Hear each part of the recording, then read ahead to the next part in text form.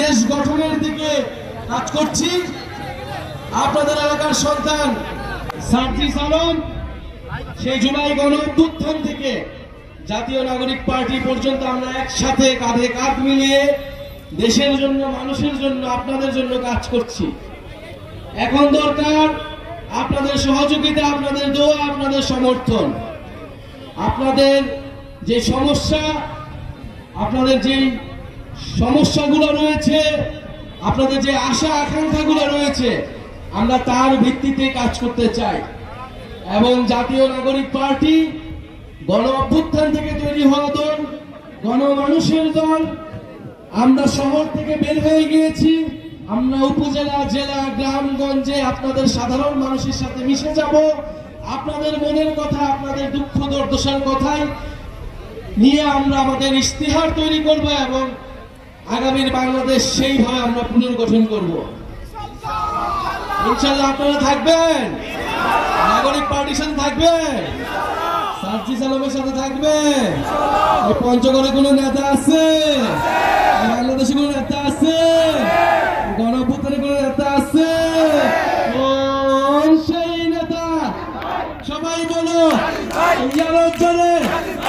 একসাথে একতালে সারা দেশে, পঞ্চগড়ে, দেবীগঞ্জে, সারা দেশে, সংসদে, সংগ্রামে, রাজপথে, ছাত্রদের, শ্রমিকের, জনতা, সারা দেশে নেতা আমাদের, তোমার নেতা, আমার নেতা, সারা দেশে। প্রিয় বন্ধুগণ, পঞ্চগড়ের সন্তান সার্জিস আলম এই পঞ্চগড়ে থেকে তিনি ঢাকা বিশ্ববিদ্যালয়ে পড়াশোনা করেছেন এবং গণ অভ্যুত্থানে অংশগ্রহণ করেছেন। বৈষম্যবিরোধী ছাত্র আন্দোলনের ছিলেন অন্যতম সমন্বয়ক।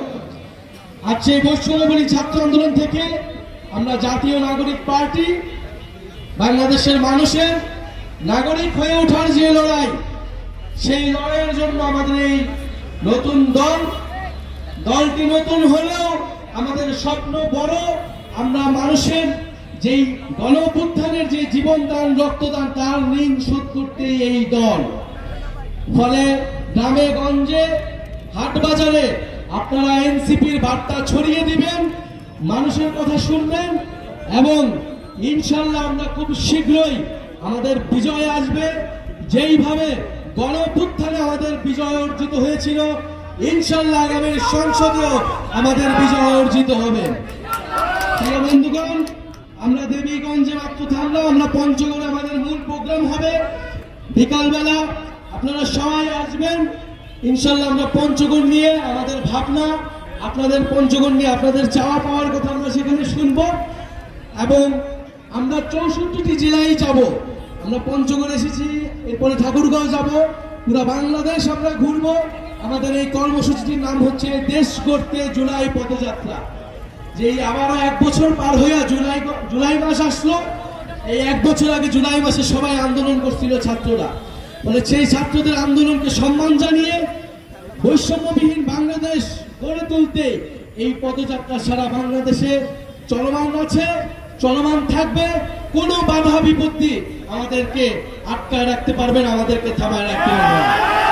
ইনশাল্লাহ আপনারা এনসিপির সাথে থাকবেন, ইনশাল্লাহ এনসিপি বিজয় লাভ করবে। দেবীগঞ্জে কোনো পার্টি আছে? পঞ্চগড়ে কোনো পার্টি আছে? গণ অভ্যুত্থানের